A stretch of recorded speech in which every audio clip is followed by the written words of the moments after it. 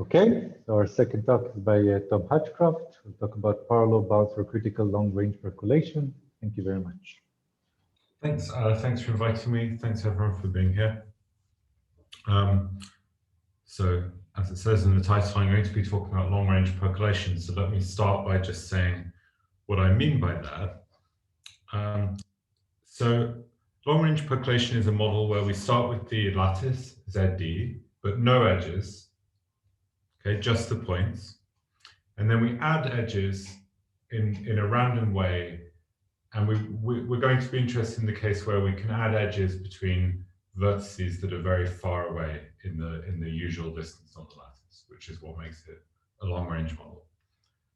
So the general setup I'll use is I'll have some function j from ZD to the non-negative reals, which is integrable in the sense that if I sum it over the lattice, I get a finite number. And it's symmetric, so j of minus x should be equal to j of x.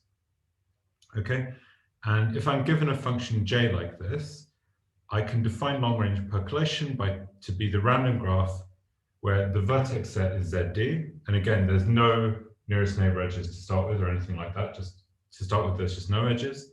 And then each possible edge, so each pair xy, I include independently at random with probability 1 minus e to the minus beta times j of y minus x, okay, where beta is a parameter. Okay, now the specific function here is not very important.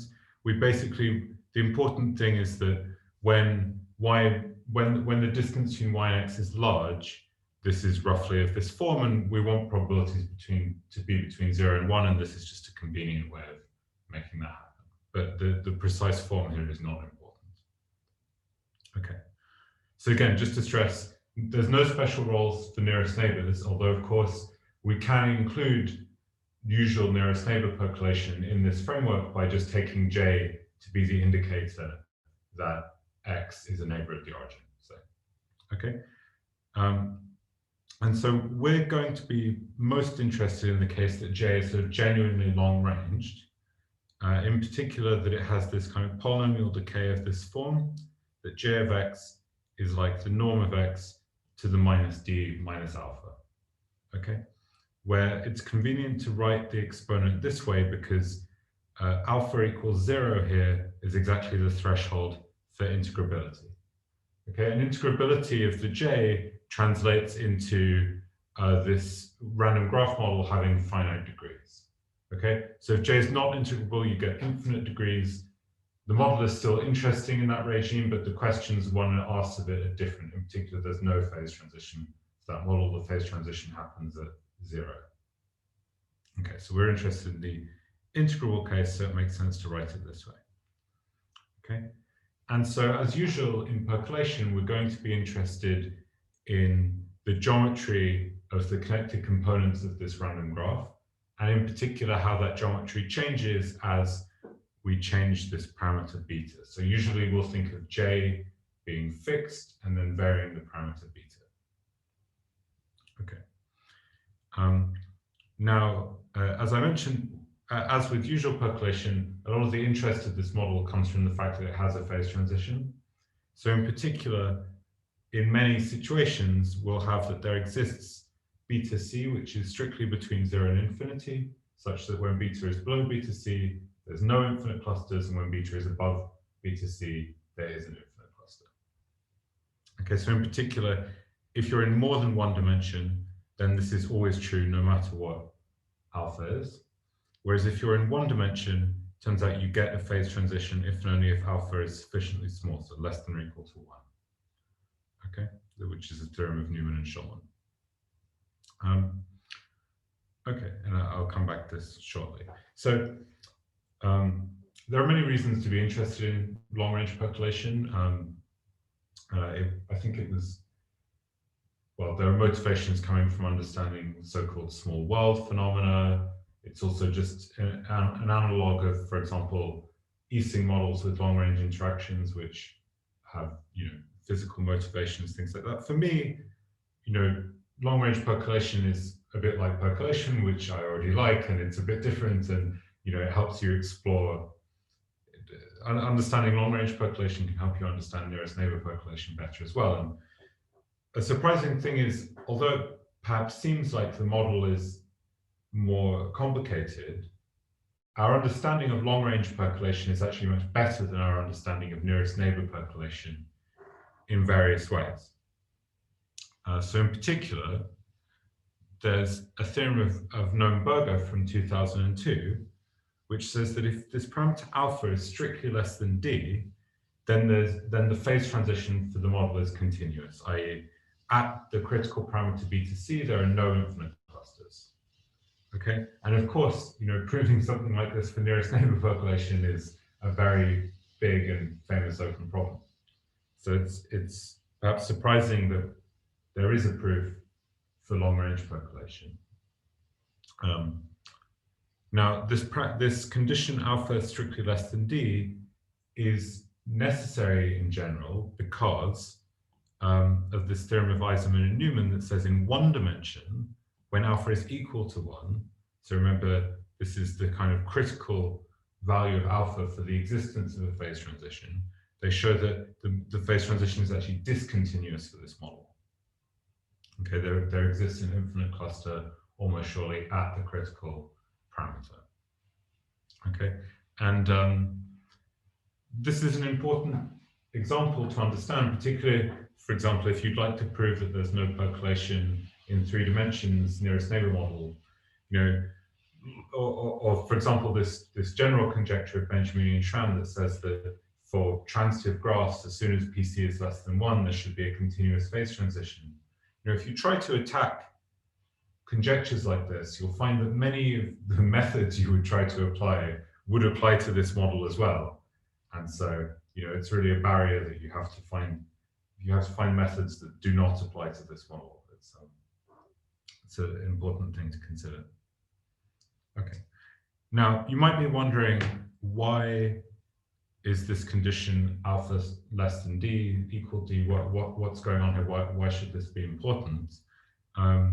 So to give you a rough indication of why this condition might be interesting, let's think about taking 2 boxes of side length n that are distance order n apart from each other.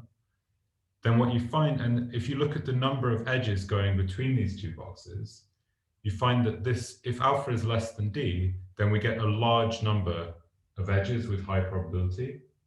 If alpha is equal to d, it's kind of an order 1. It's like a Poisson number of edges. And if alpha is bigger than d, then we get 0 such edges with high probability.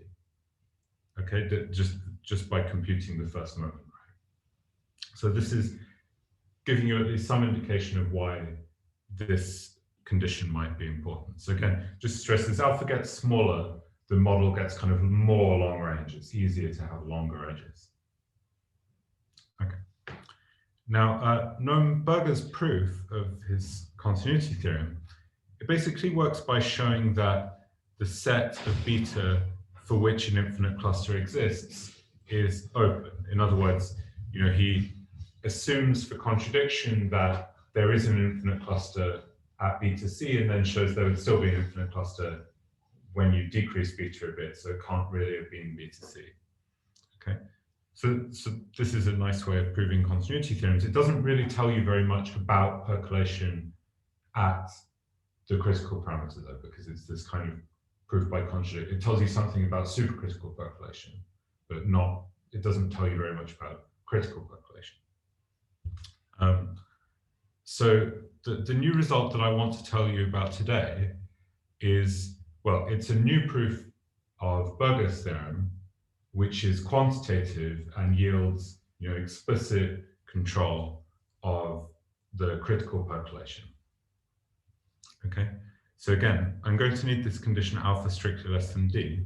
Of course, I was a bit vague by what I meant by that before. So just to give you a precise condition, I need there to exist constant c in R0 such that j of x is at least c times the appropriate power of the norm when the norm is larger than this constant. Okay, and obviously I can choose, let's just say this is the L1 norm. It obviously doesn't matter because the difference between the norms can be absorbed into constants. Okay, so under this condition, there exists some constant C such that we have this power law upper bound on, so this is my notation for the cluster at the origin.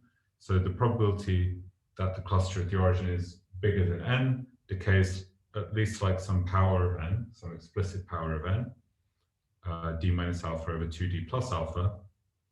And also, if I want to understand the probability of 2 points being connected to each other, well, the proof doesn't quite give us control of this for arbitrary choices of points, but it does give us an average bound. So if I take an average point in the box of radius r, I get some polynomial in R bound on this connection probability.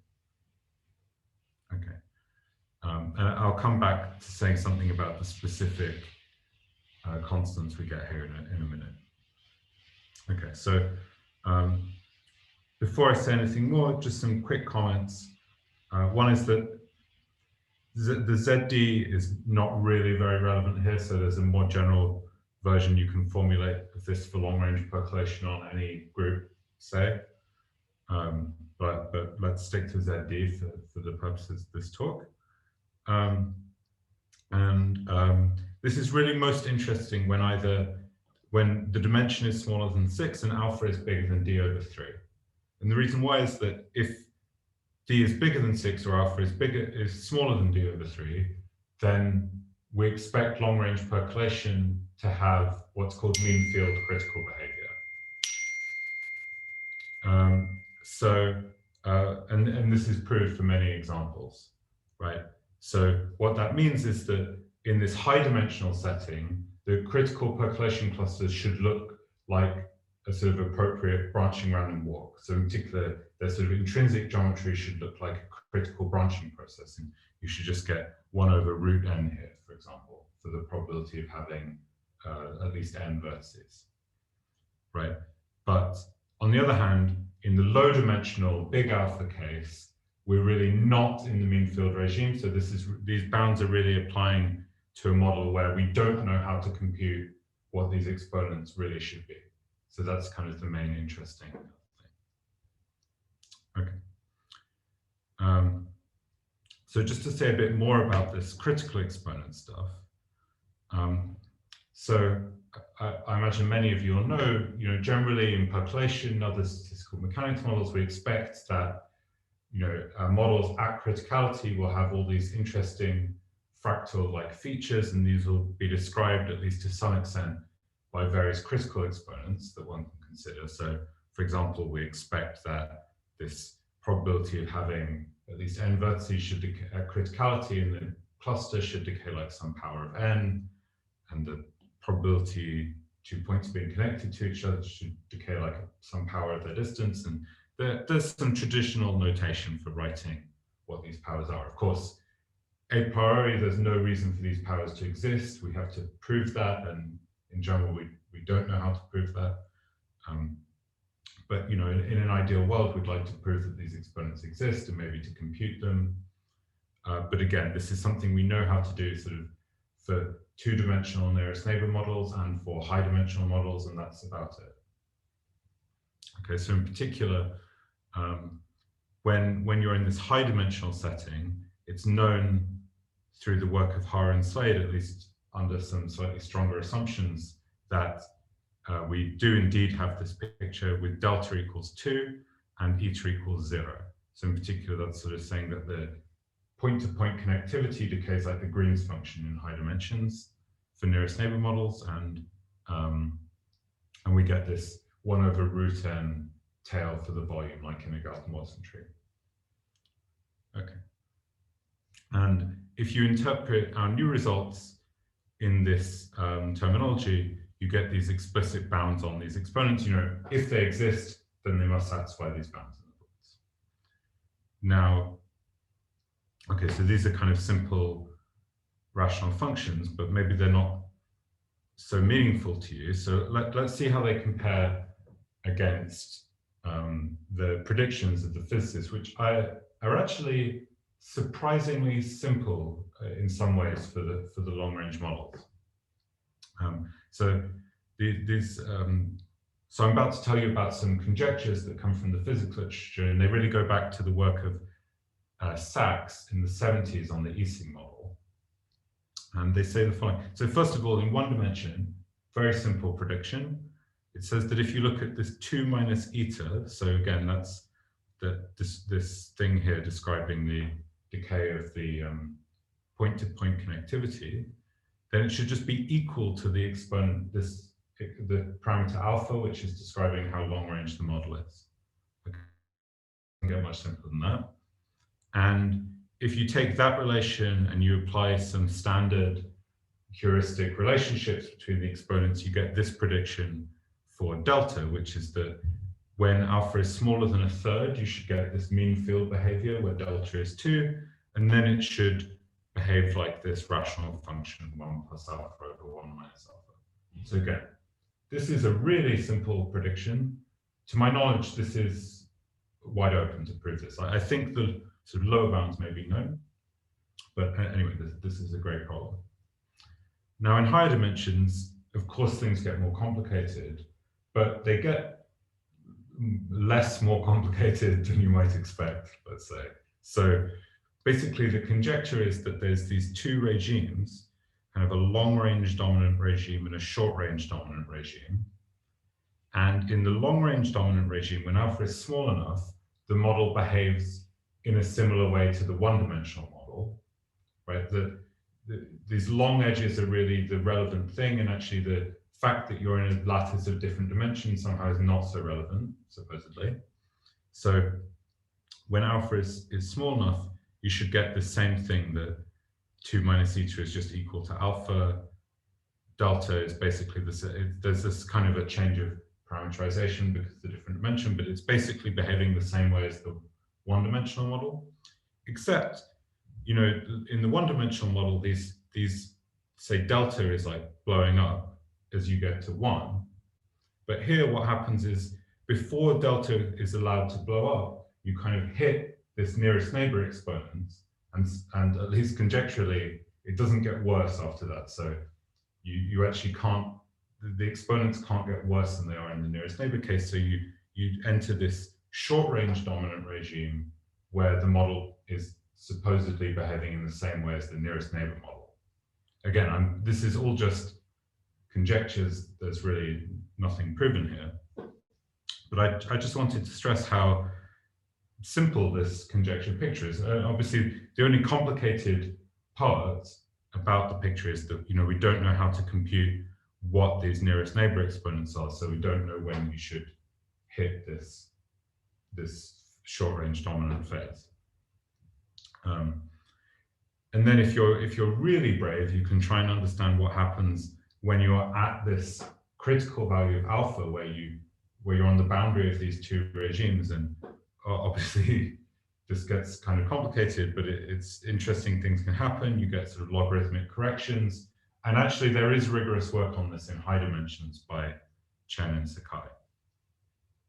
Anyway, so this means the upshot of this is that the physics predictions of the exact values of these exponents are actually quite simple, and we can plot the bounds that we prove against the conjectured bounds, and they're not so bad actually. So in particular, if on the right here, I've got the plot of the bound on delta that we prove in blue versus the conjectured true value in red.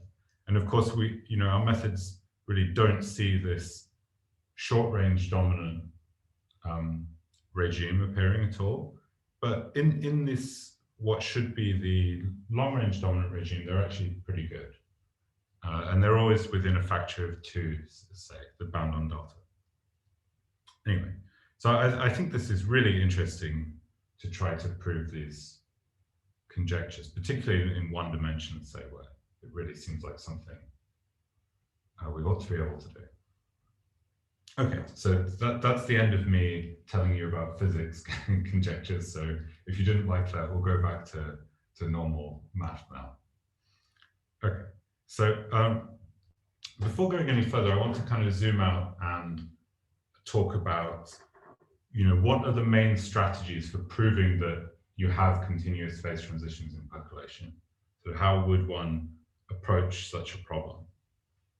Okay, and the way I like to think about this is that there are two basic families of strategies, if you like, for proving such a theorem. And of course, these split up into subfamilies, but it's a nice way of organizing it, I think. So the first, which is, I think, was certainly the most popular for a long time, is what I call the supercritical strategy. So the idea of the supercritical strategy, you want to prove that, say, the set of P for which an infinite cluster exists is open.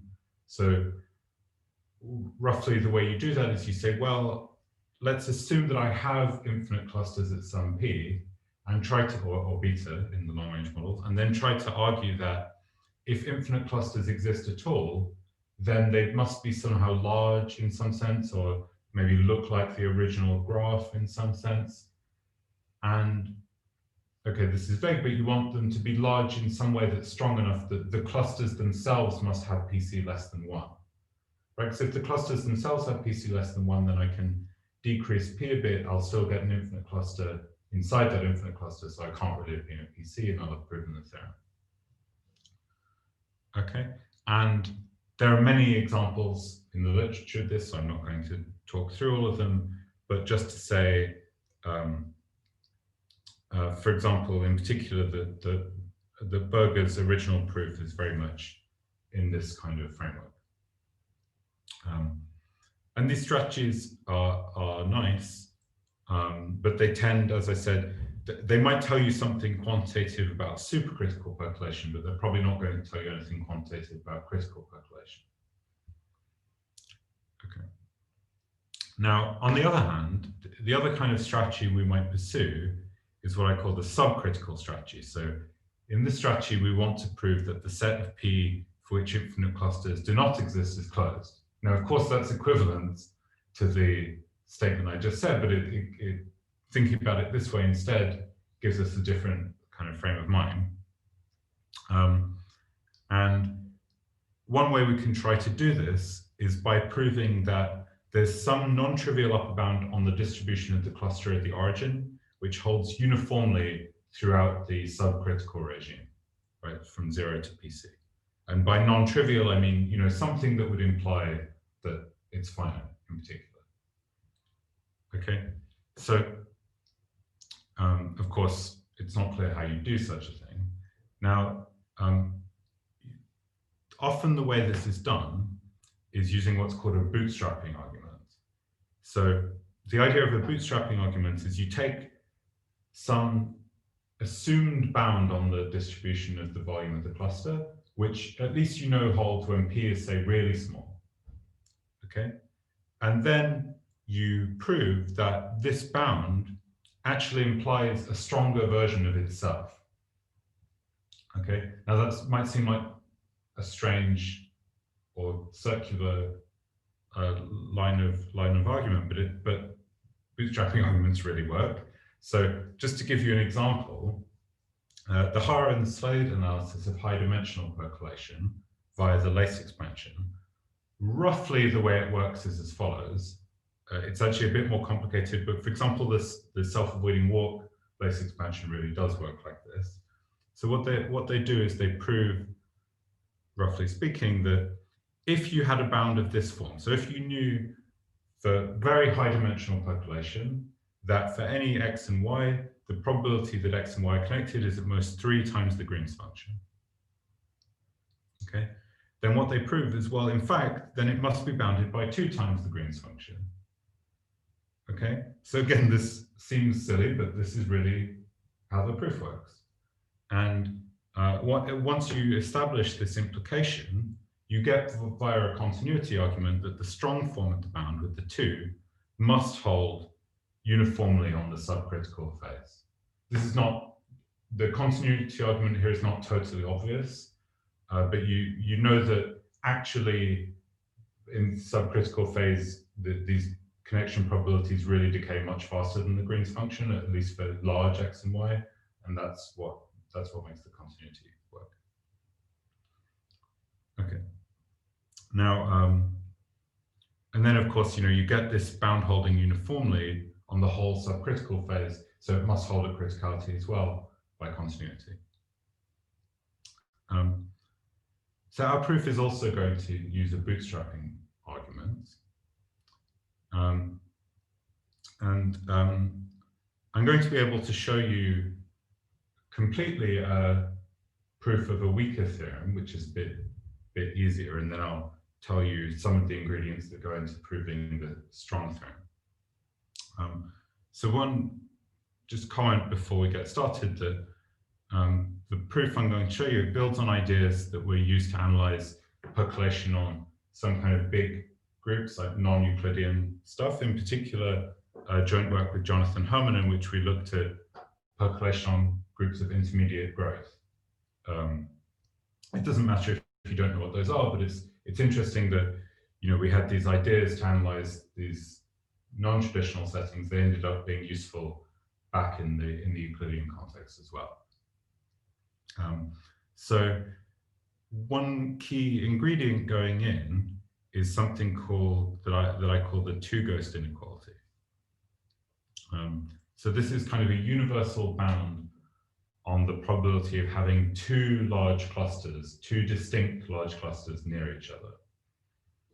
Okay, and this comes out of the work of Eisenman, Keston, and Newman, who gave the first proof that on ZD there's at most one infinite cluster for percolation at any p.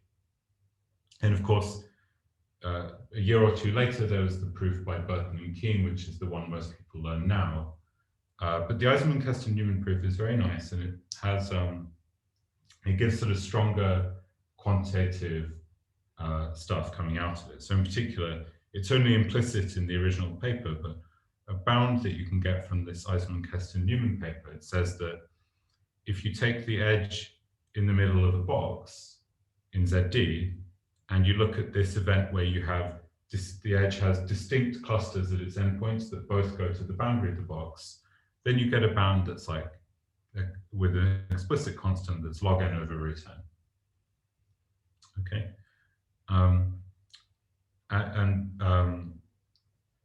if you're I won't have time to talk about the proofs of these things today, but if you're interested, Gadi Cosma gave a course at the online open probability summer school that talked about these kind of things quite a lot. Okay,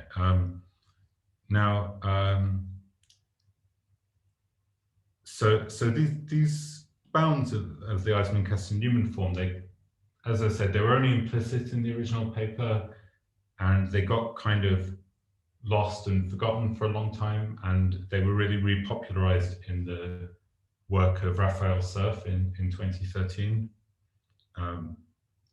that got lots of people thinking about these things again. And so this theorem here is like a version of this, which I found, so this is a version for long range percolation, but it's also a version that looks at volumes instead of radii.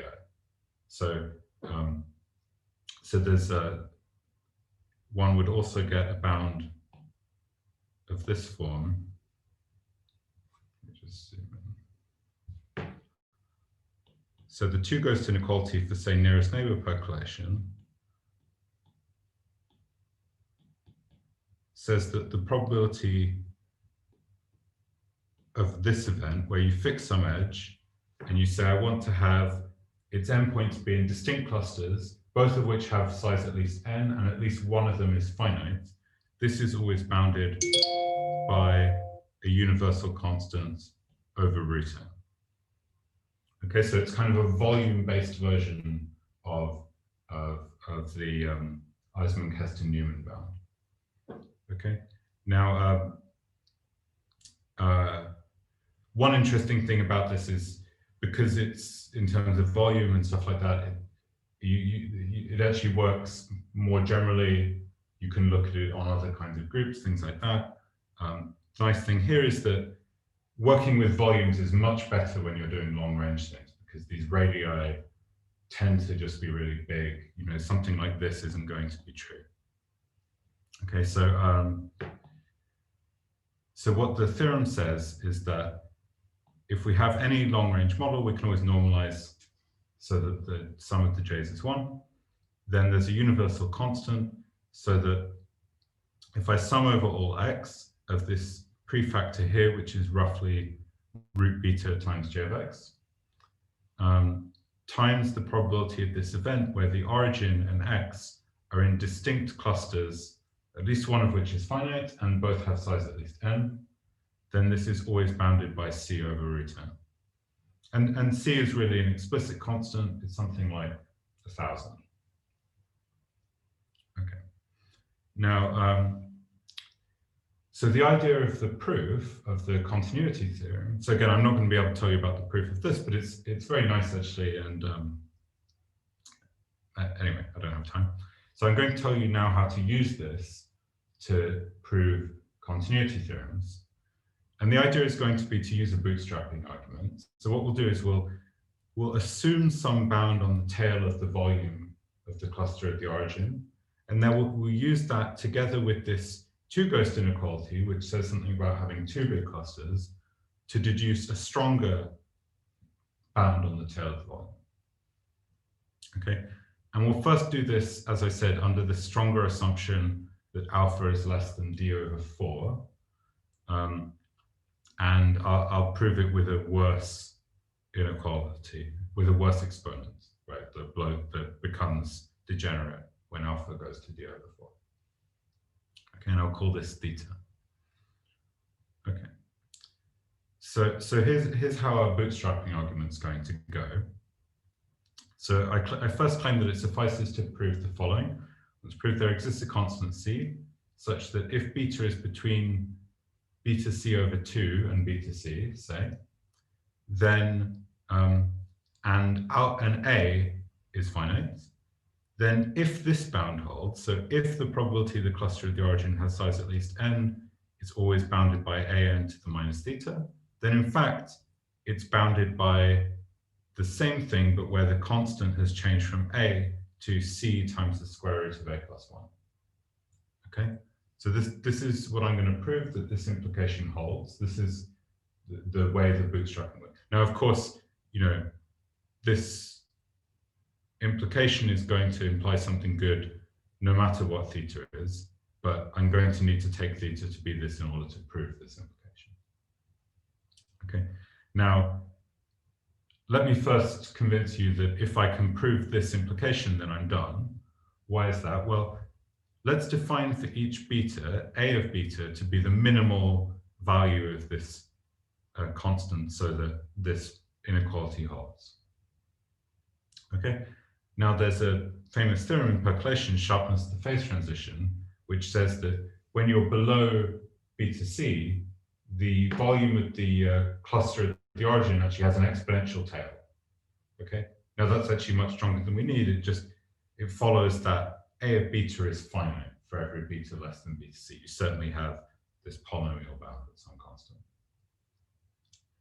Okay, but a of beta being finite means that we can use this implication to write down this inequality, right? And now, of course, everything's finite, so we can safely rearrange this inequality. We get that a is bounded by this constant. Okay, and then, you know, this holds uniformly on this whole interval beta c over 2 to beta c, so it must hold at criticality as well, and we're done. Okay, so that's the proof. Just given this implication, how do you get the bound at criticality? So, of course, what I need to do now is to convince you that the implication is true. Okay, now, as I said, we're going to somehow leverage this fact that we have a good universal bound on having two distinct big clusters near each other. Okay, so I'm going to introduce an extra parameter r, which I'm later going to optimize over, and I'm going to consider the box minus r to r. Okay, So let's fix some beta in this range, but I'm not going to allow any of my constants to depend on beta. And let's take A and assume that this bound holds. Okay, so remember we need to prove that the stronger one holds with the better constant. Okay. Now for each x and n, we'll consider this event that I mentioned before, that the origin and x are in distinct clusters that both have size at least n, which is the event that we get control of from the two ghost inequality. In particular, the two ghost inequality tells us that if I look at this sum of the probabilities of these events times these prefactors, which again are roughly root beta times j of x, then it's bounded by a universal constant over root n, right? Now, these prefactors are a bit annoying, but I can get rid of them by, if I just sum these probabilities inside a box, then I know by assumption that these j of x's are bigger than the norm of x to the minus d minus alpha, so I can just pull that out. I get this factor of r to the d plus alpha. So in particular, I learned from the two ghost inequality that if I sum these probabilities of two big clusters over a box, I get this bound. Okay.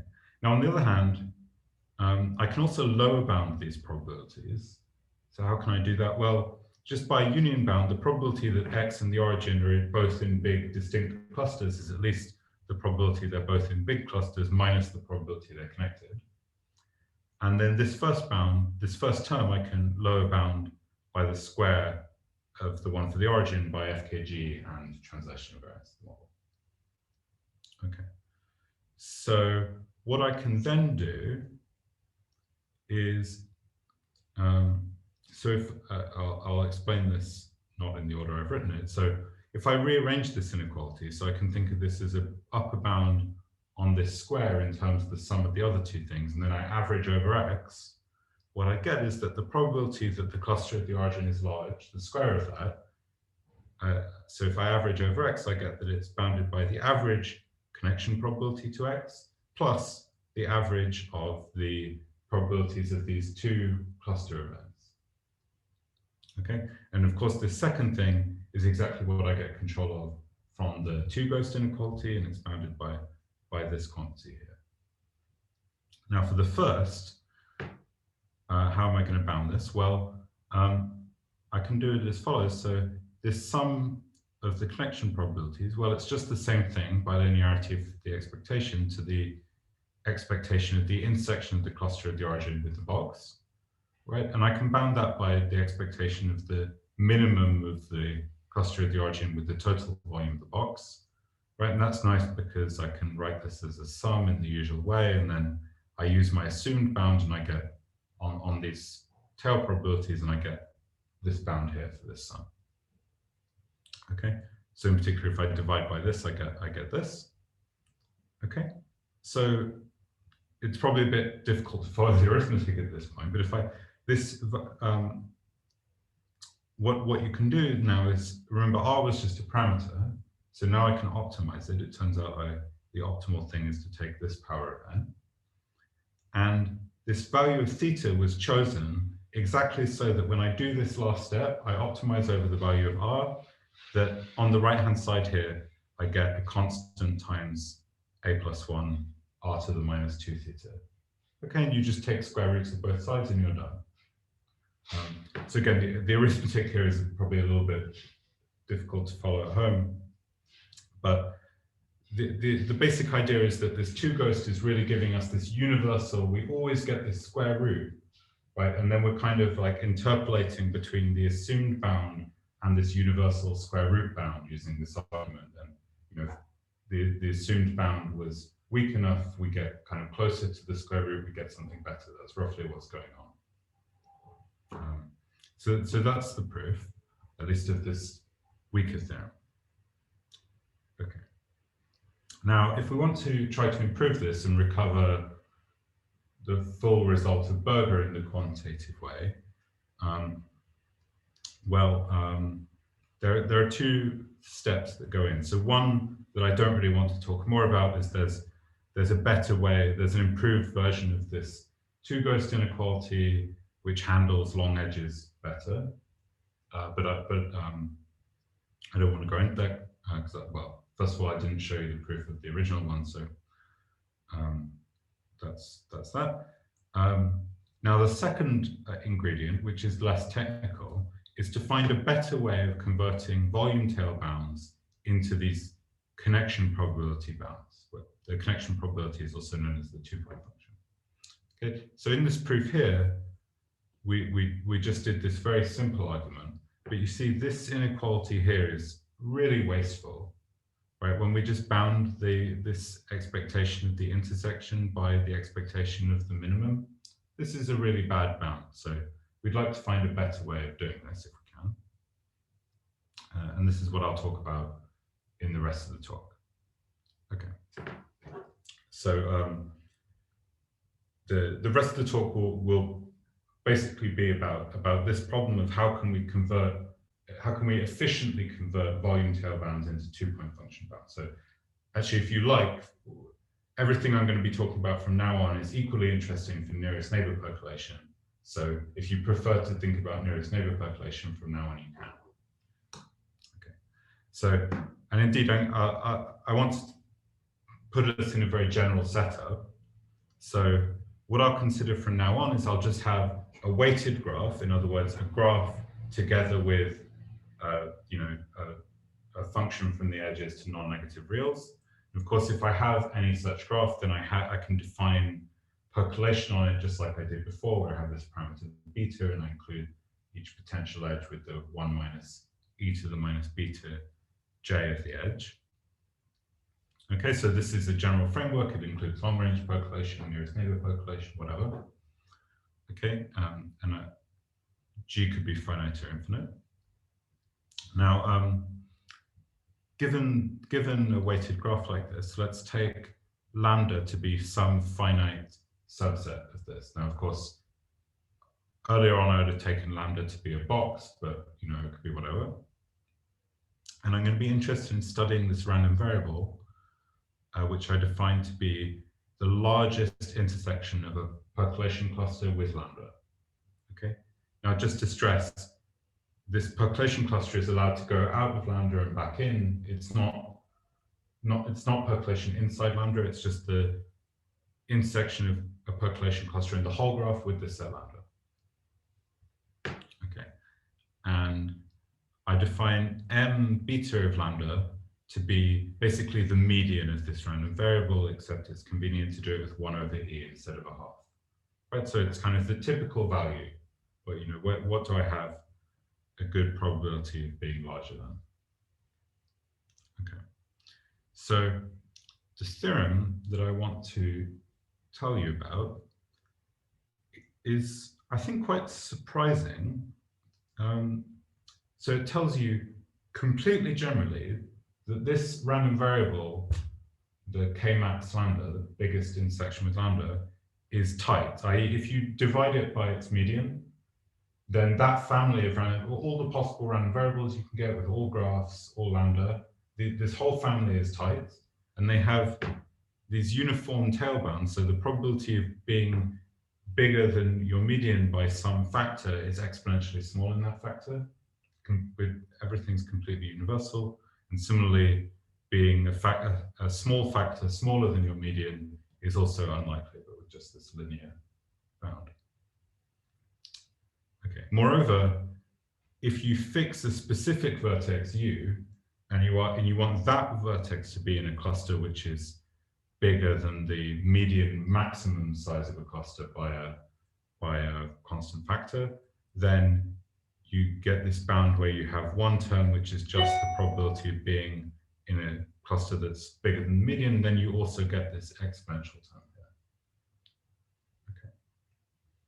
So where does this come from? So this is really just a nice way of packaging this more general inequality down here, which says that, in particular, if you want to be 3 to the k times, the maximum cluster to be 3 to the k times larger than some number, that's at least as hard as just being at least that number, and then to this power 3 to the k minus 1 plus 1. And similarly for this version with a specific vertex.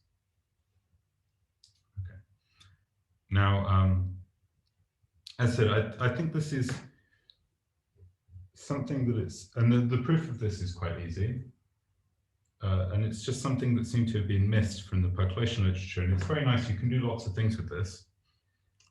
So here's one nice consequence that we'll use a lot. So suppose that our graph is such that, and our parameter is such that the probability of being in a cluster of size at least n satisfies this polynomial upper bound of the form we keep talking about.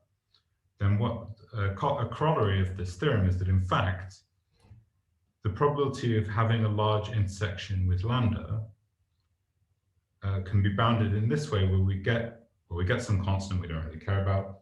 Then we take this polynomial thing that we had, the assumed bound, and then we gain this like exponential dampening term that says if we try to really go larger than the typical value of the maximum, it starts becoming exponentially difficult. Okay, and the proof of this bound from this theorem is just calculus. Okay, so this is very useful, and you can see that this kind of thing is very relevant to the thing that came up in our proof before, where we'd like a more efficient way of converting volume tail bounds into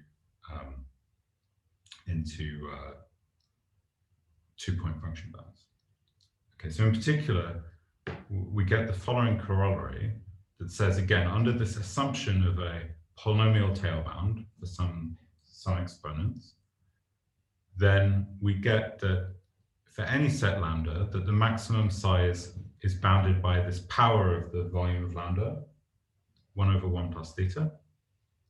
And similarly, that the average connection probabilities between points in the set lambda are bounded by this other power of lambda.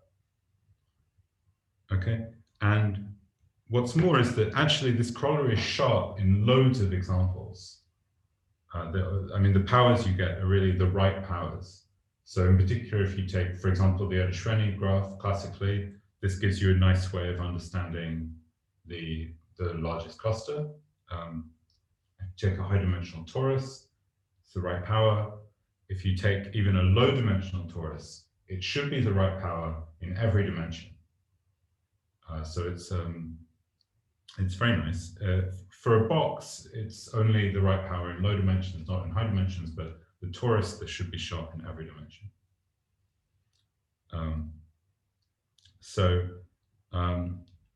And more generally, if you take a box, you can think of this as yielding this, what's called a hyperscaling inequality.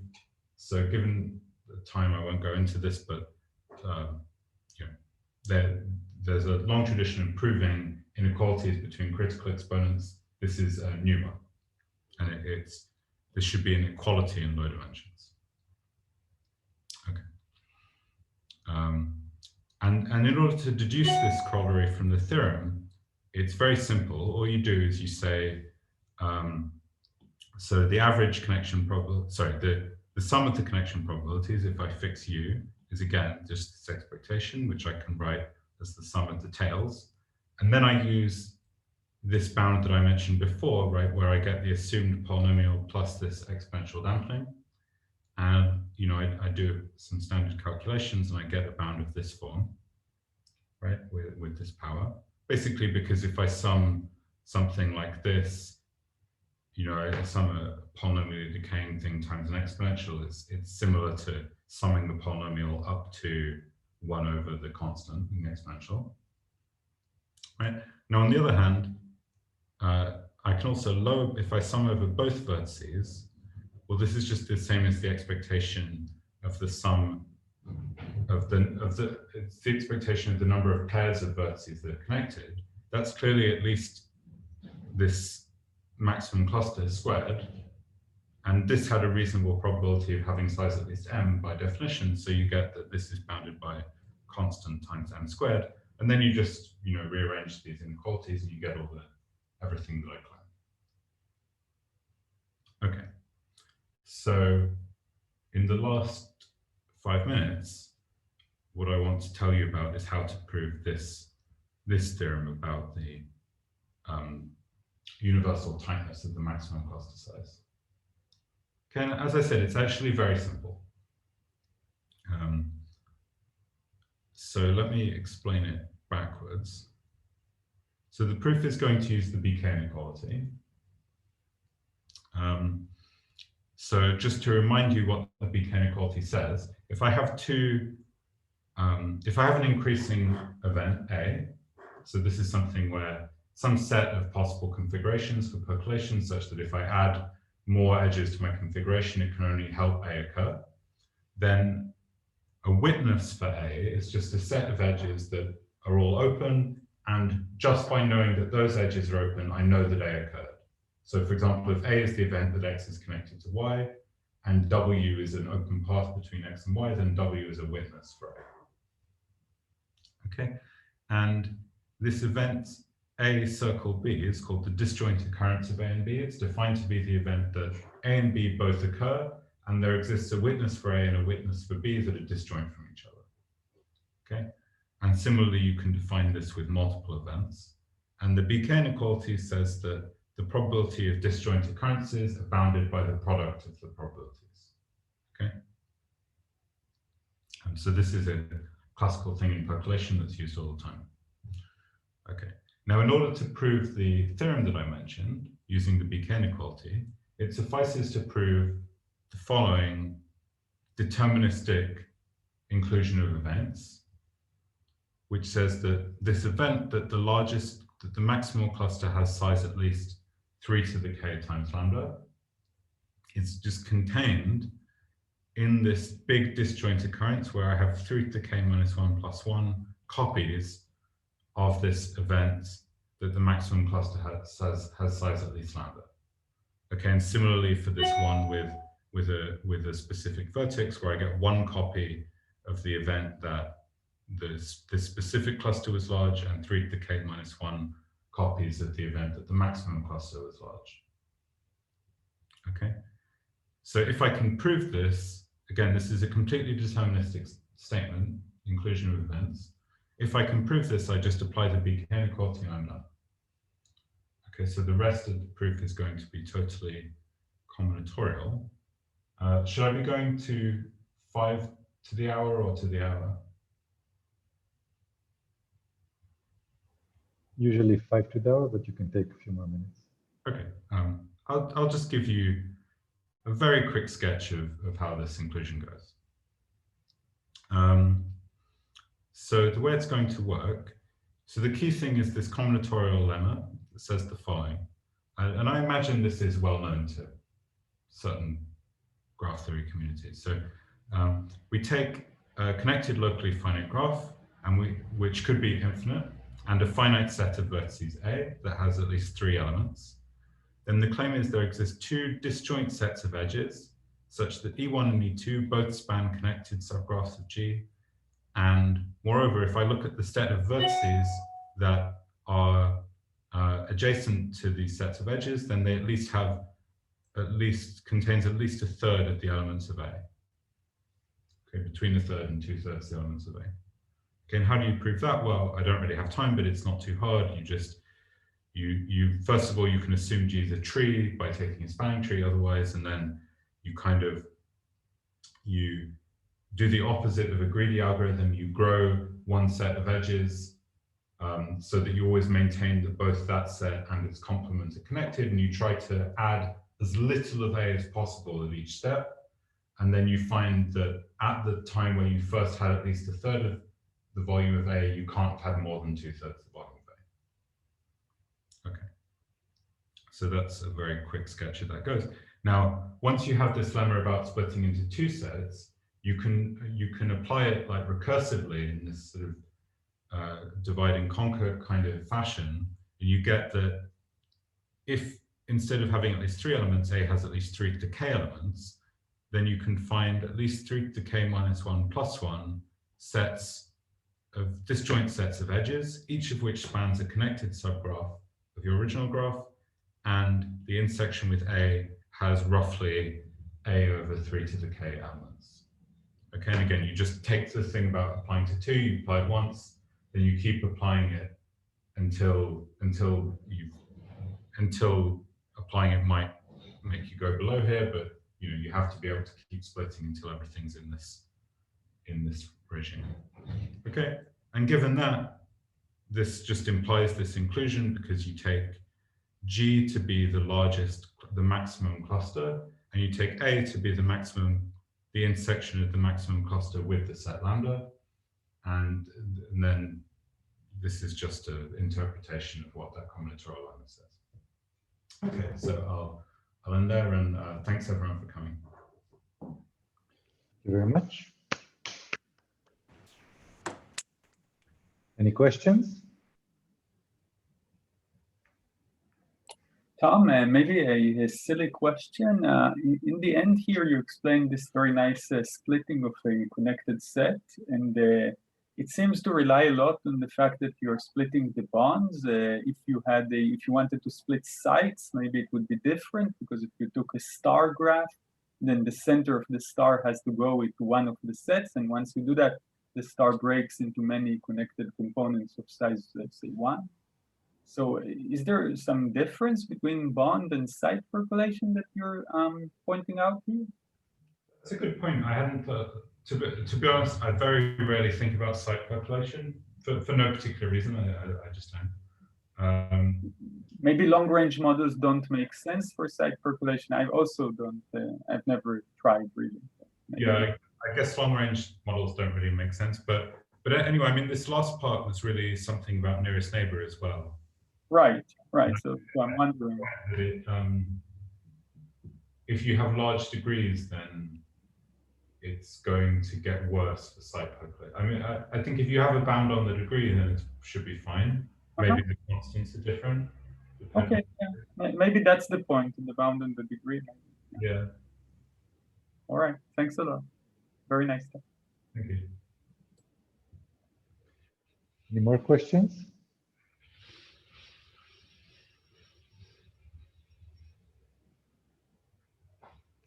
If not, so let's thank Tom again.